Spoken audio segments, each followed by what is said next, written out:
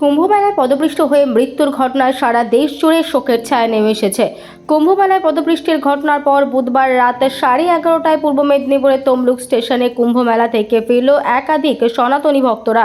তবে তাদের কুম্ভমেলায় স্নান করে যেমন আত্মতৃপ্তি ঘটেছে, পাশাপাশি গতকাল রাতে যে পদপৃষ্টের ঘটনা, এই সমস্ত পুণ্যার্থীদের মধ্যে রয়েছে রীতিমতো আতঙ্কের ছাপ।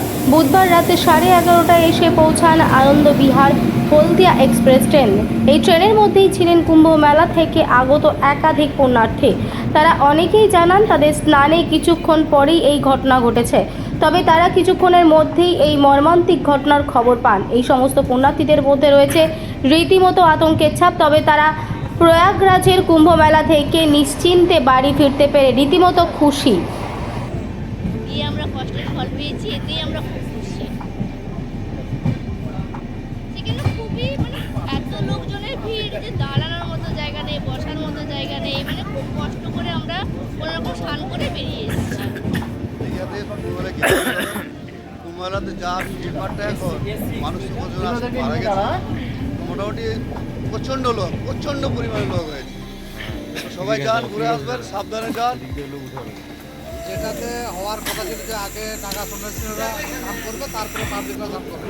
সেই অনুযায়ী পাবলিকের যা পরিস্থিতি অনুযায়ী যাকে তাদেরকে না স্নান করতে গিয়ে পাবলিকরা প্রথম নেমে গিয়ে কিছু ক্ষতিগ্রস্ত হয়ে গেছে আর কি। 50 জনের মতো হচ্ছে আত্মহত্যা হয়েছে, দিয়ে গেছে। না না, আমরা ওর কিছুক্ষণ আগেই চলে গেছিলাম।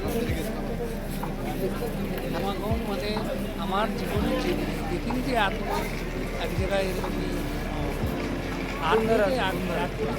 ছাড়িয়ে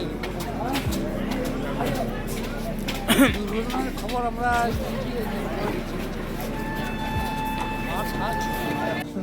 একটা যোগ ছিল, হয়েছিল।